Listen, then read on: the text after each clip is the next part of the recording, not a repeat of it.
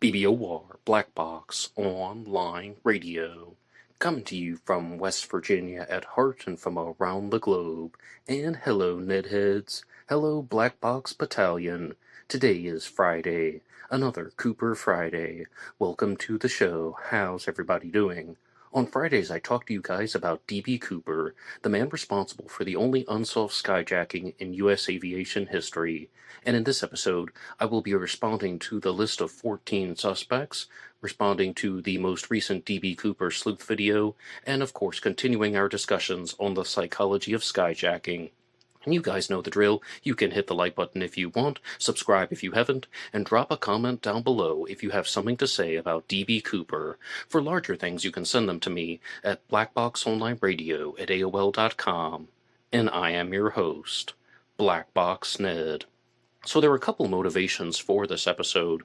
The first is that I've been meaning to do a suspect ratings episode for quite some time. And one of the reasons why is I've done this in the past with the Zodiac Killer mystery. Every Monday I do an episode about the Zodiac Killer here on BBOR. And other people do their own suspect ratings with different mysteries, even the Jack the Ripper case. And I want to be very clear about how I do this. It's on a scale of 1 to 10, and 10 out of 10 would be this person is D.B. Cooper, 100% this is the real Cooper. So for this episode, nobody is going to get a perfect 10, but we're also going to go through the suspect list here from popsugar.com. And some of you might be wondering why. Well, I tend to read about D.B. Cooper online very casually, just like a lot of you do. And I saw that PopSugar had created this article called "Who Was D.B. Cooper, the man who stole $1.4 million and vanished without a trace?" Okay, so that got my attention, the $1.4 million. Of course, D.B. Cooper requested $200,000, and he successfully obtained that in Seattle before the plane took off again. This would be them attempting to estimate the adjustments for inflation and what the money would be worth in the new millennium, and this would be specifically to the year of 2022. But the second reason is, about 2 years ago on the channel, I did an episode about the Son of Sam and David Berkowitz, and I used popsugar.com as a reference, and I received so much backlash for that from people who follow the Son of Sam case closely. But specifically, it was because I was talking about The Ultimate Evil, a book that was written by Maury Terry, and I used the popsugar.com article just to highlight a point where it says, okay, there's this theory about David Berkowitz and connections to the Manson family, and it's all detailed in the book The Ultimate Evil by Maury Terry. And I noticed that the popsugar.com article was also saying things like, other researchers have approved of this theory, other researchers support this theory, but they never got specific about who the other people were, and it all just turned into a bunch of circular thinking. And it was just showing an example of circular thinking in the true crime world, but I still received a lot of backlash all the same,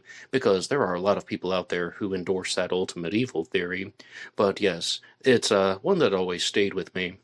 And I think we should just get right to the suspects right now, and you're going to see that there's even a third motivation for this episode, because the first suspect that is on their list is Bryant Kofeld, also known as Jack Kofeld. It appears he went by the name Jack, and I had wanted to make a standalone episode about him, but I'm just going to read the info here, and you're going to see why I did not.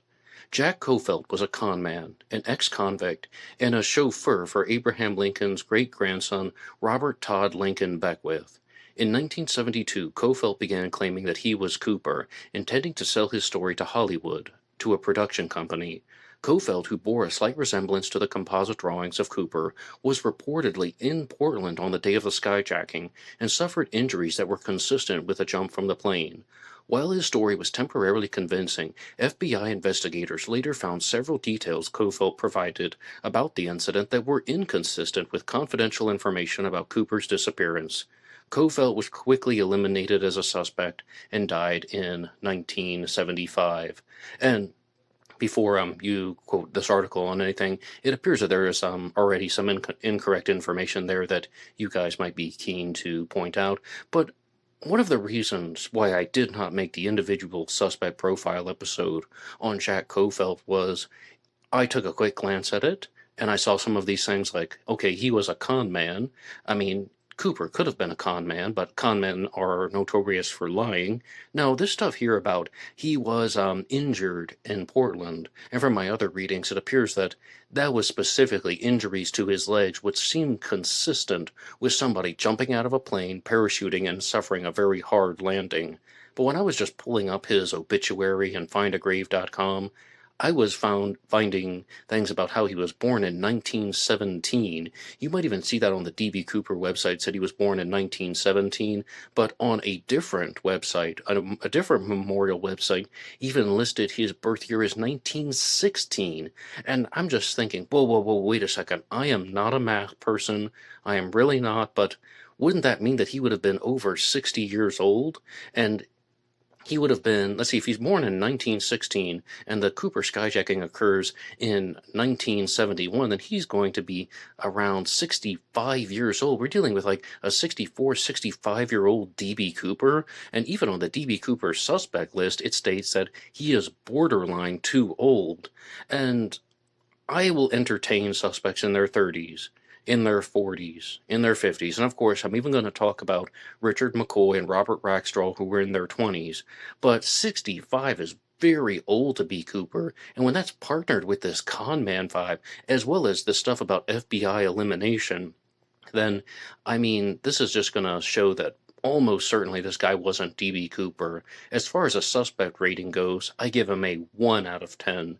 Very, very unlikely. Now, the next suspect on their list is Kenneth Christensen, Kenneth Peter Christensen, commonly known as Kenny, and I have a standalone episode about him already on this channel. Let's read. Kenneth Christensen was a trained Army paratrooper who became a mechanic and then a flight attendant before his death in 1994.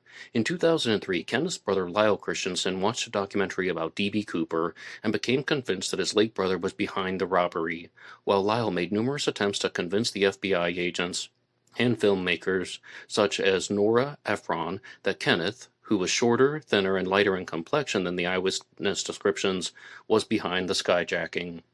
I've said this for a very long time. There are some strong points in favor of Kenny Christensen, and there are some weak points. And one of the things I think is heavily downplayed is that Kenneth Christensen has one of the strongest resemblances to D.B. Cooper Composite A, the Bing sketch.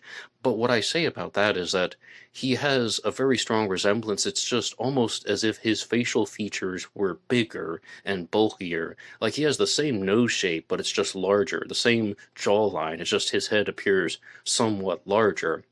But of course, Kenneth Christensen worked for Northwest Orient. Skyjacking his own airline would be extremely risky. And this, wouldn't he be recognized by somebody who was working there? There'd be so many opportunities to be recognized. And Cooper even said on the plane that he was someone who didn't have a grudge against the airline. He just had a grudge. And furthermore, Kenneth Christensen kept working with Northwest Orient Airlines for years. So what I say is that anytime you put a piece of evidence in favor of Kenny Christensen being D.B. Cooper, you have to take one away. Kenny Christensen gets a 5 out of 10 on the D.B. Cooper suspect ratings, and I really want to know your guys' responses. You can put them in the comments section down below. The next one is L.D. Cooper, Lynn Doyle Cooper, who was one of the most recent suspects that I've talked about here. L.D. Cooper was a leather worker and a Korean War veteran who died in 1999. In 2011, his niece Marla Cooper said that she recalled her uncle planning the notorious skyjacking during a family gathering around Thanksgiving Day in 1971. According to Marla, she remembered seeing L.D. and another uncle using very expensive walkie-talkies before the two men left to go turkey hunting. When they returned, L.D. was bloody, bruised, and a mess, claiming that he had been in a car accident. She recalled one of her uncles saying, "We did it. Our money problems are over, and we've hijacked an airplane," before asking her father to help them go back into the woods with the money. Marla adds that L.D. had a comic about Dan Cooper, a Canadian cartoon character that also participated in skydiving, and the comic was tacked to a wall in the home. And when I did the episode on L.D. Cooper, I read that it was a poster, not like the actual comic book on the wall, but, that would make a little bit more sense for it to be a poster of Dan Cooper. and this was a nod to the alias used by the elusive hijacker. Marla's claims prompted investigators to reopen the D.B. Cooper case, but there wasn't enough evidence to make L.D. Cooper a compelling suspect. Now, L.D. Cooper is somebody who really is very abstract because a lot of this just relies on remembering what happened when Marla was 8 years old. You're trusting the memories of an 8-year-old girl, and those things just are not documented. They are not recorded. If they were, then she would have a very, very strong case. I mean, these are things that you should think about. Dan Cooper was the name of the Canadian pilot character, and D.B. Cooper used the name Dan Cooper when he was buying the ticket. And also, the fact that he was injured in a very suspicious circumstance, getting into this car accident when he claimed he was on the hunting trip, and saying that he had money problems. If all of these things were true, then that might be something to stand on. But really, it's just all like abstract. So this one really should be question mark out of 10. But I have a lot of doubts about how well an 8-year-old can remember these things. So I'm actually only going to give L.D. Cooper a 4 out of 10, because without all of these wild stories, then this guy wouldn't really have anything at all. He has a poster of Dan Cooper, insufficient evidence. So he gets a 4 out of 10. I would like to know what you think. Please put your response down below. The next one is Barb Dayton, perhaps the most likable D.B. Cooper suspect. #sarcasm. Barb Dayton was a librarian and highly skilled recreational pilot and parachutist who served in the U.S. Merchant Marines and later in the Army during World War II. Assigned male at birth, Dayton underwent gender reassignment surgery in 1969 and claimed to have staged the hijacking 2 years later. And I also have an episode about Barb Dayton on this channel, so I think I can sum this up better than Pop Sugar can. It's not so much that Barb Dayton would have done this for the money, it's that she would have done this because of the thrill and revenge on society that after her gender reassignment surgery, she was unable to become a pilot. So that's what this whole thing about D.B. Cooper is saying, that he had a grudge, not against the airline, but just a grudge. And it would have just been a giant F.U. to society and so on. But this would have happened after Barb Dayton's gender reassignment surgery, and the theory is that she would have stopped taking her hormones and then tried to resume a male and masculine appearance, and then acted out the role of Dan Cooper. I don't think that's what happened, and I don't think that there's any evidence to support that. And this isn't just trusting the memories of an 8-year-old girl. This is trusting the eyewitness accounts of multiple people who were on the plane, like Tina Mucklow and Florence Schaffner and Alice Hancock. They didn't really report that D.B. Cooper was an overly feminine individual, an effeminate male. There was just something about him where he had all these mannerisms like a woman. D.B. Cooper was described as a businessman. That's what Florence Schaffner originally thought when D.B. Cooper handed her the note that said, "I have a bomb in the briefcase and he's taking the plane hostage." So Barb Dayton also gets a 1 out of 10 for me. I mean, some of these points might be interesting things to consider, but that story is just so far out that I think it's implausible. Now, we've had a 1, a 4, a 3, and another 1. So we're going to move on to the next suspect here, and this is William Gosset, also known as Wolfgang Gosset, and I have a standalone episode about him as well on BBOR. And Wolfgang Gosset is going to be a suspect that I've spoken highly of, actually, so we've had a lot of low ratings. Now let's talk about a suspect with some stronger consideration. And I've said this many times, so I don't mean to beat a dead horse, literally speaking, and I've said that Wolfgang Gosset is the dark horse of my D.B. Cooper suspects. Maybe not the first one that I would think about being D.B. Cooper, but I do think there's a chance that Wolfgang Gosset was actually D.B. Cooper. And when I say the dark horse, it's almost like someone who could be the individual. We use this in terms of like races, where someone who could win the race, but it's a little bit unlikely. But there's still a possible chance. And that's what I would say about Wolfgang Gosset. He's the dark horse of the D.B. Cooper case. Let's look at their write-up for him. William Gosset was a veteran of the Korean and Vietnam Wars and was a skilled parachutist and survivalist. After the D.B. Cooper case became public, Gosset was obsessed and told his sons about a San Diego judge and that there that he was the mystery man behind the hijacking. According to William's son, Greg Gosset, William was constantly strapped for cash, but had wads of money to spend just before Christmas of 1971, weeks after the skyjacking. Despite William's claims, investigators could not find any evidence incriminating the veteran, and he died of natural causes at the age of 73. So, I do think that his confessions sound somewhat plausible, and as I understand, he would have had a safety deposit box where he would have stored the money, and he confessed to multiple people about being D.B. Cooper. Yes, some people are liars. Yes, some people are wild storytellers, but I think Wolfgang Gossett matches the physical description, and I think that he was someone who would have had the brain skills and nerves to pull off the D.B. Cooper skyjacking.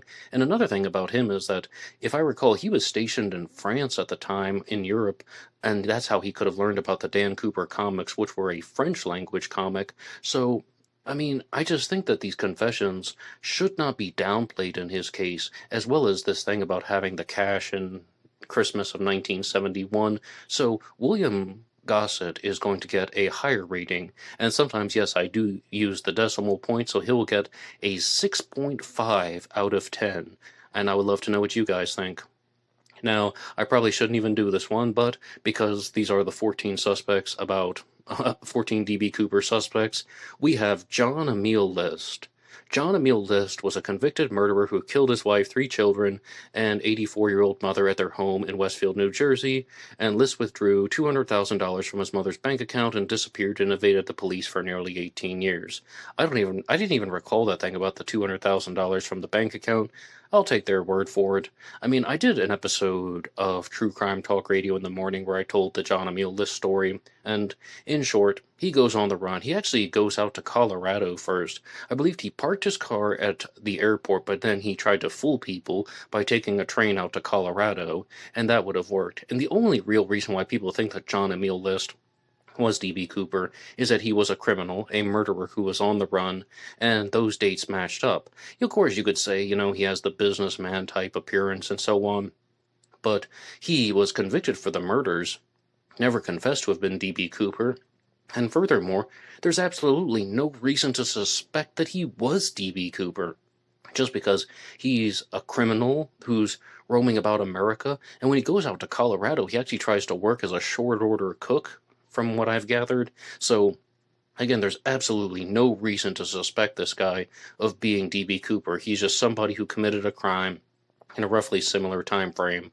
1 out of 10. Very quick and easy for John Emil List. And the next one that we have is Ted Mayfield. And Ted Mayfield is another one of the suspects whom I haven't done a standalone episode about here on the Cooper Friday segment. So let's have a read here. Ted Mayfield was a Special Forces veteran, a pilot, and a competitive skydiver, a skydiving instructor who was considered a suspect early on in the D.B. Cooper investigation. According to FBI agent Ralph Himmelsbach, Mayfield called less than 2 hours after Flight 305 landed to offer possible leads on Cooper's potential landing zone. Mayfield's daughter also added that he called her from his phone number on the night of the hijacking and seemed calm. Well, that's a wonderful sentence there. Mayfield's daughter added that he called her from his home phone number on the night of the hijacking and seemed calm. Okay, I'm sure there's more to the story there, but that really sells it to you, she talked to her father, and it seemed like there was nothing wrong. Therefore, he was D.B. Cooper. I'm just reading the words, people. Prior to the skyjacking, Mayfield had served time for negligent homicide after 2 of his skydiving students died when their parachutes failed to open, and was later found indirectly responsible for 13 additional deaths related to faulty equipment. So, no jokes about this one. That sounds absolutely terrible. But I would definitely want to know more about Ted Mayfield before I can give the purely honest suspect rating. Special Forces veteran, pilot, someone who has had these legal troubles. Yes, those are strong points of consideration. As with an absolute first glance, I'm going to give him a 6 out of 10, and that is a pending one. That is what we would call a provisional 6 out of 10, because there might be something else that I've encountered. He's one of the few suspects on this list that I have not done a standalone episode about, and I probably won't won't do one about Jack Kofeld unless people really, really want to hear something about him, because I just think almost certainly he was not Cooper. Ted Mayfield would be one that we can revisit. But now, to the man of the hour, for the moment that you have all been waiting for. The next suspect on the list is, at number 8, Richard McCoy Jr. McCoy was a Vietnam veteran who worked with the Army Demolition Experts team. He was a Green Beret. After his time in the Army, McCoy had become a warrant officer for the Utah National Guard and a frequent recreational skydiver. On April 7th of 1972, he boarded a Boeing 727 aircraft under the alias James Johnson. Using an unloaded handgun and a paperweight that resembled a grenade, McCoy hijacked the plane, taking 4 parachutes and $500,000. Yes, you guys know the story. Ultimately, McCoy was caught, he was sent to jail, he broke out of jail, and he died. That's the entire story. Nothing in between. Hashtag double sarcasm. But as far as McCoy's suspect rating, I'm just going to get right to the point. McCoy gets a 2 out of 10. I don't think that Richard McCoy was D.B. Cooper, and he gets such a low rating, partially because I've been heavily inspired by Ryan Burns and all of his counter-arguments. I've also interviewed Ryan Burns for his, for this channel. We did a 2-part interview, and the first one was dedicated to McCoy, and he has brought up so many great points, but from the very beginning, from my absolute first episode on D.B. Cooper, when I was looking at the suspects, I did not like McCoy. He made so many mistakes during the skyjacking that Cooper actually did rather well. And some people try to say that McCoy improved upon the Cooper skyjacking by blocking, the vantage point from the cockpit to the back of the plane before the jump and so on. And I just think that that's a different choice. McCoy was a bumbling mess. Cooper was not. McCoy brought a paperweight that was shaped like a grenade. He didn't even bother to build a fake bomb, which Cooper did. McCoy's also carrying a gun, wearing clown makeup, more or less. Not real clown makeup, please don't think that, but he looked like a clown.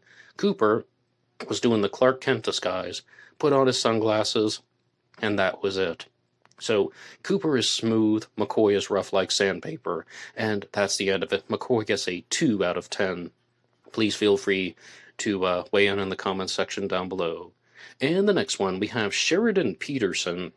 And I recently had Eric Eulis as a guest on Cooper Friday, and we were talking about Sheridan Peterson. And what I told him was, it seems that Eric Eulis has moved on from Sheridan Peterson, and Sheridan is no longer his top suspect. But if you go back and you listen to Eric Eulis on the Cooper Vortex, he provided so many explanations about how Sheridan Peterson could have done this, so many strong points. Let's just have a read here about Sheridan Peterson. Sheridan Peterson served in the Marine Corps during World War II and later became a technical editor at Boeing. Peterson bore a striking resemblance to the Cooper description and had experience as a smoke jumper, a trained wildland firefighter placed at the site of the fire via parachute, making him a prime suspect during the investigation.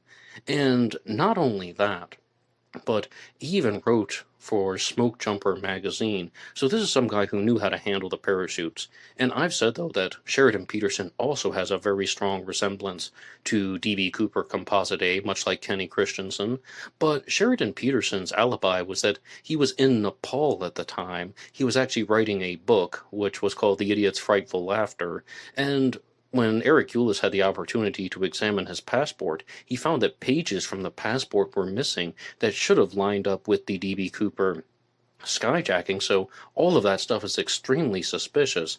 But the challenges to that would be that, number one, Sheridan Peterson had bright blue eyes, and that was not mentioned by any of the witnesses. Number two, he seems to be a little bit taller and standing out, when this is something that Drew Beeson, author of Paratrooper of Fortune, shared with me. When you look at Sheridan Peterson, he just seems like a very tall and bulky individual, and that wasn't necessarily in line with Cooper's description. Cooper was perhaps between 5'9" and 6 feet tall, maybe 6'1", but I don't necessarily think that he would be the type that would stand out enormously, but that's an interpretive statement. Overall, though, and by the way, before I give the suspect rating, I want to say that it appears that Sheridan Peterson did not match positively for DNA tests that were done in the past. I'll say it once and I'll say it again, I dispute the DNA findings. And ultimately, though, I'm going to give him a 6 out of 10 as well. But please, please, there's a condition on that. That is a generous 6 out of 10. I mean, generous one. So, the next D.B. Cooper suspect that we have is Robert Rackstraw, and he is the subject of the book The Last Master Outlaw, as well as the suspect of the Case Breakers. But Robert Rackstraw has been a suspect well before that, and even if you go back to older TV reports, they're going to be talking about Robert Rackstraw. Let's have a read here.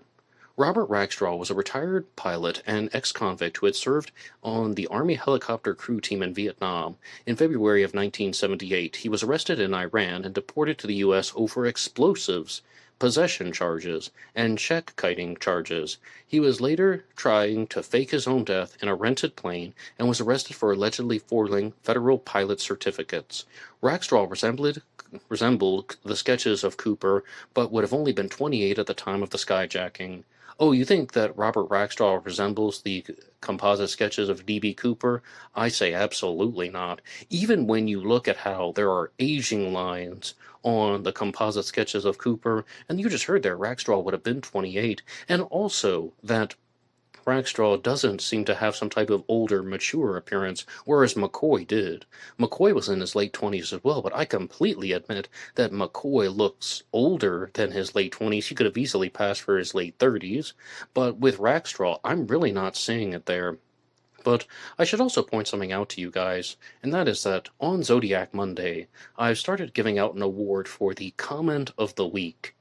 And that is something where I just choose one comment from you guys on any of the episodes on BBOR, and I just give it the award for the comment of the week. And when I did my Robert Rackstraw episodes, I did it in 2 parts. One was called D.B. Cooper Suspect Robert Rackstraw, and the other one was called D.B. Cooper and the Rackstraw Murder. Because Robert Rackstraw goes on to become a suspect in the murder of his own stepfather, Philip Rackstraw. And he's buried in the backyard, and he tells people to avoid the spot where the body is buried because of wells, but that's also where Philip Rackstraw was shot, which appears to be when he was looking away, somebody pulled a gun on him and shot him and buried him in the backyard. And one of you guys left this in the comments section by saying that, okay, as a D.B. Cooper suspect, Rackstraw gets a 5 out of 10.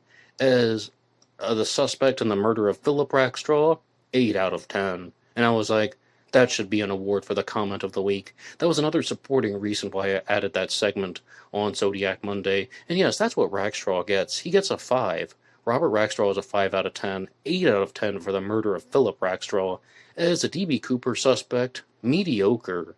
Not the worst suspect that I've ever heard, no, but highly unlikely given his age, as well as, his absolute denial until his death. He even said that these allegations from the case breakers ruined his life. And, I mean, I think that he was a criminal. He is called the last master outlaw for a reason. But being D.B. Cooper, not necessarily. However, for the murder of Philip Rackstraw, 8 out of 10 in my opinion. The next we have everybody's favorite D.B. Cooper suspect, except mine, Walter Rea. Walter Rea was a former military paratrooper who claimed to be a spy. During a recorded phone call in 2008, Rea reportedly told his friend Carl Lauren that he was D.B. Cooper and allowed Lauren to tape their phone calls about the hijacking over a 6-week period. In 2018, 4 years after Rea's death, Lauren published a book called D.B. Cooper and Me. Now, details included in Rea's account of the events, however, do not fully align with the confirmed details about the Cooper investigation. Additionally, Rea did not match the composite sketches. Okay. This goes on for a while, but I want to come back to that. Some people have a slight resemblance to the composite sketches, and I brought up L.D. Cooper.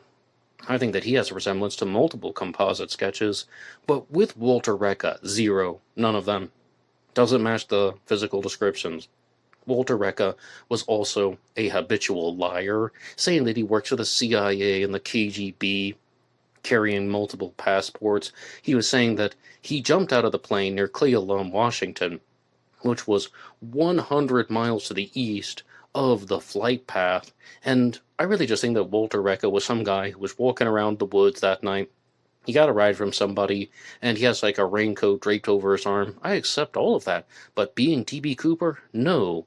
And also, these confessions are just made-up stories. That's really all they are. Saying these things about how he pulled off the skyjacking, if his data doesn't match up, and he just does not match the appearance at all, he most likely was not D.B. Cooper. And that's what I think the simplest explanation is. Walter Rea is a liar, and he had nothing to do with the Cooper skyjacking. But I cannot get over this. I cannot get over how many books have been written about him, whether it's, D.B. Cooper and Me and Getting to the Truth and the Search for D.B. Cooper. And, I mean, so many people zone in on Walter Rea, but I think that it's all bogus. 1 out of 10. And our next suspect here is William J. Smith. William J. Smith was a World War II veteran from New Jersey who enlisted in the U.S. Navy and volunteered for combat aircrew training after high school. In November of 2018, the Oregonian, a daily Portland newspaper, published an article proposing Smith as a D.B. Cooper suspect. The article posited that Smith, who was 43 years old at the time of the hijacking, was affected by the Penn Central Transportation Company's bankruptcy in 1970 during his time as a railroad worker. And working in the railroad would have also been one of the ways about how William J. Smith could have obtained the rare metallic elements that were on D.B. Cooper's tie. But once you start to hear more about the elements, they had things like uranium and thorium. Maybe not. And William J. Smith is also one that I've had somewhat of a reversal about. When I did my suspect profile episode on William J. Smith, you might hear an enormous amount of enthusiasm in my voice about, Wade, this really could be the guy. But really, I just think that the reason why William J. Smith is a suspect is because of his resemblance to D.B. Cooper Composite B, the Cary Grant sketch. And if it weren't for that similarity, particularly, I think it's the eyes and his cheekbones, and what I said in the past was it's the proportions. I think his eyes and the dimensions of his face match up very closely, but he does have a very different nose shape. But that's it. That's all it is. That's really just the thing that stands out. And you can concoct the story about how, his job was affected in 1970, so he planned a retaliation skyjacking in 1971. That's just conjecture. William J. Smith gets a 2 out of 10, in my opinion. So I would love to know what you guys think about that. And the next one we have is Dwayne Webber, one of the suspects that I've talked about very recently on Cooper Friday. And Dwayne L. Webber was a World War II Army veteran who served time in at least 6 prisons between 1945 and 1965 on counts of burglary. On his deathbed in 1995, 3 days before his death, Webber told his wife, Jo, "I am Dan Cooper." While the name meant nothing to her, Jo conducted research at the local library and found her husband's handwriting in the margins. D.B. Cooper, What Really Happened by Max Gunther was the name of the book in question. So I did the episode on Dwayne Webber, and some points that stand out. If he were convicted for all of these crimes, that means that I think he's somewhat untrustworthy. He's a career criminal, and I think Jay Weiss said it best in the comments section. It seems unlikely, but the fact that he made a deathbed confession deserves some consideration, and that's mostly what I agree with here with Dwayne Webber. And this is quite different, though, than something that we experienced in the Zodiac case, where people try to say that a suspect should not be taken seriously because of their large ears. But this is something that I don't see mentioned in the witness descriptions or the composite sketches, and Dwayne Webber had enormous ears. And also, I've noticed this, and I said this like the first thing in my episode, that when they show comparisons to the composite sketches with Dwayne Webber, usually it's the photo of him where his head is at an angle, as opposed to being straight on, because when you look at the straight on photo, zero resemblance to the composites, because I don't think he matches the physical descriptions. And this story, though, about the deathbed confession, and she believes that she found his handwriting in a book about D.B. Cooper, that's a cause for suspicion. That really is something to consider. And overall, though, this might be another generous one where I'm going to give Dwayne Webber a 5.1 out of 10 in terms of likelihood. Not just like middle ground, just above middle ground because of those because of the confession. Really, that's all it is, but that's a generous one, and I could easily be persuaded to drop him down to a 1 if I just had a bit more pushback, so there's no reason to be overly nasty, though. And suspect number 14, and I think you guys know who suspect number 14 is going to be on popsugar.com. Loki from Marvel. I'm not joking. Marvel's Loki. And I think it's really interesting that they did that because when I made my first DB Cooper suspect discussions, I also concluded the episode with Loki. Actually, I brought up 2 suspects at the end, Loki and DB Tuber. And I really want to go back and relearn the story of DB Tuber because that could be something we could do for a bonus episode on the weekends, perhaps. But I don't think that Loki was DB Cooper because, firstly, Loki jumped during the daytime, and the real DB Cooper would have jumped at night, and I don't really think that Loki would have experienced the same difficulties that the real Cooper did, because DB Cooper was a human, and Loki is a puny god. So, aside from that, but yes, that really is number 14 on their list of DB Cooper suspects.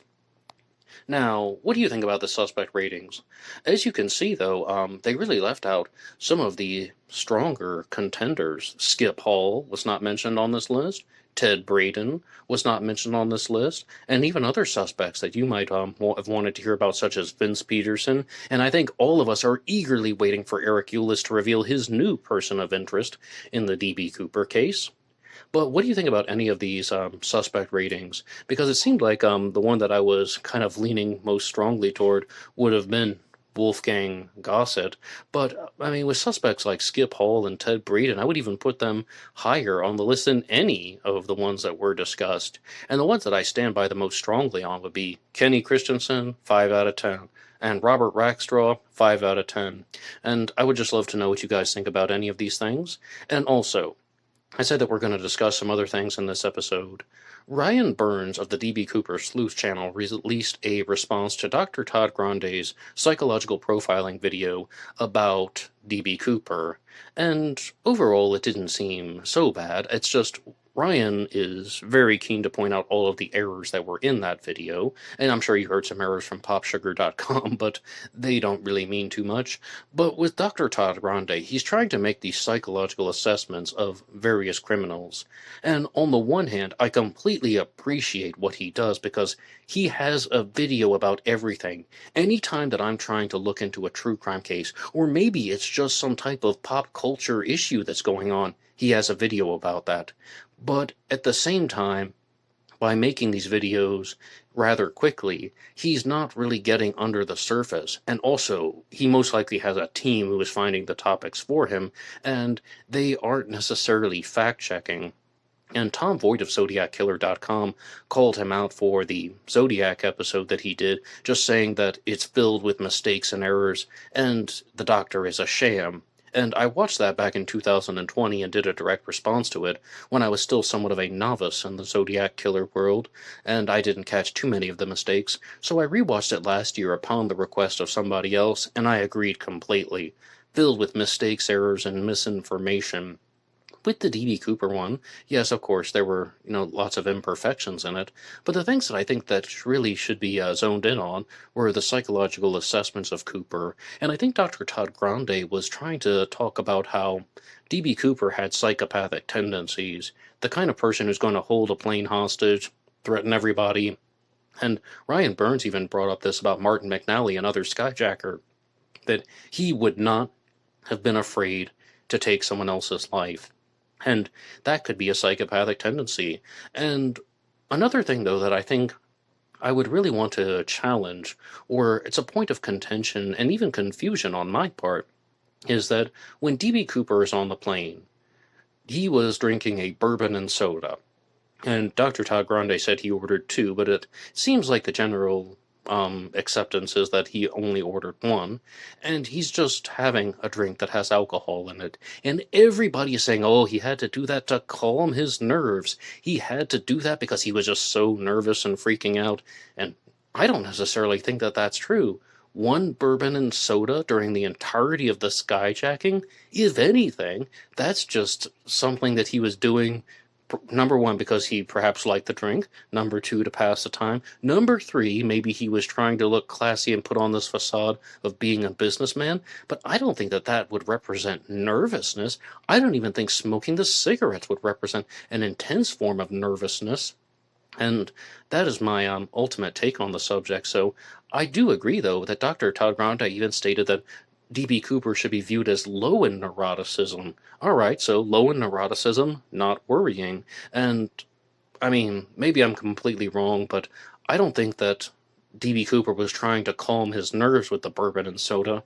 I think he did that just because he wanted to, because of all the reasons I just listed. He liked the drink, and he wanted to look classy, and it was something that he was doing to pass the time during the initial parts of the skyjacking. And once the skyjacking was fully underway, then he's just focused on being in control and aware of his senses. But that's my take on the subject. Maybe we can do a bigger exploration. And as far as the psychology of skyjacking goes, as many of you know, I've been going through the book The Skyjacker by Dr. David G. Hubbard, and this is one that I've been going through very, very slowly, mostly because I'm a slow reader, but I'm planning on creating a larger presentation about all of this later on in the future. And the chapter that I went through most recently was looking at a skyjacker named Philip. He is not mentioned by last name, he's only referred to as Philip. And this is a rather different story, because Dr. David G. Hubbard looked at least 20 different skyjackers for the composition of his book, and he wanted to try and find commonalities among them and differences among them. Philip was an African American. He was actually half Canadian, half American, raised in the Catholic tradition. And he was somebody who was doing this because of a very, very intense form of paranoia. And that's something that almost sets him apart from the other skyjackers that I've talked about in regards to Dr. David G. Hubbard's book. But with the skyjacking, one thing that really stood out, this is just a giant commonality among almost everybody that I've mentioned from Dr. David G. Hubbard, and that is that he was not the oldest and he was not the youngest. He was the fifth out of 6 children, and almost every single skyjacker that I've mentioned from this book has been from the middle of the birth order. It's just one of these fascinating commonalities that has happened so far in the book, and we've already gone through about 7 different skyjackers, all with this pattern. Unless there's one that I've skipped. But with Philip, the skyjacker, he develops a relationship with a woman, and he ends up marrying her. Her first husband deserted her, and she had 3 children by her first husband. That guy walked out, and then she started seeing Philip, and they became married. He became a stepfather to 3 children. And at first, I was just really thinking about a comment that came in last week about McCoy, giving a shout out to YouTube user John Blues, who said some things about how I was talking about Dr. Hubbard's observations in regards to sexual dysfunction, and could that be a motivation for the skyjacking? And John says something to the effect of, now wait a second. Richard McCoy committed a skyjacking, and he was married with children. What's all this stuff about sexual dysfunction and loneliness? Well, it starts out like it's going fine. But with Philip, he experienced an earth-shattering moment when his wife told him that she never liked being with him in bed. She was intimate with him during the entirety of their relationship, 2.5 years of dating, plus the marriage. Then she confessed to him that she never felt satisfied with the intimacy in their relationship because he was not as good as the first husband. And that just ruined his life pretty much. He also had financial troubles, and then he just had to get away. He had been working 2 jobs very hard. He had to get away, and he was a flight mechanic, mind you. So he actually took a plane down to Jamaica, and then he was somebody who was just very, very paranoid. This is where the paranoia kicked in. He constantly thought that people were following him, and this is not part of the skyjacking that he committed. He then takes the plane back to America because he just thinks that so many people are after him. Dr. Hubbard points out that he has more paranoia than most of the skyjackers, but this is one of the most interesting observations about the psychology of skyjacking. This guy really did not have an overly abusive father, and out of all of the examples that have been discussed so far, he is the only one that did not carry a gun when he committed the skyjacking. When someone had an abusive father, they carried a gun on board. When they did not have an abusive father, in this case with Philip, he did not carry a firearm. So, is that something, or is that nothing? Is that just a coincidence? Is that just his personal preference? However, that I just want to put it out there. I thought that was really, really interesting, and I'm going to keep exploring this book, and we're going to see what happens. Well, thank you so much for listening to this episode of Cooper Friday. You guys know where to write the show, blackboxonlineradio@AOL.com. You can also get me on Facebook. My Facebook name is Ned DeHaan. There's also a Black Box Online Radio Facebook page, and there is even Black Box Ned 88 on TikTok and Instagram, where I release shorts Monday through Friday, and you can get them also on YouTube, Facebook, and as previously said, Instagram and TikTok. And if you want to support all of these efforts, you can go over to buymeacoffee.com, buymeacoffee.com/blackboxned88, and that allows you to make a donation or contribution to help the show. And anybody who makes a donation will get a shout out on Zodiac Monday. And I'll see you over there. Until next time.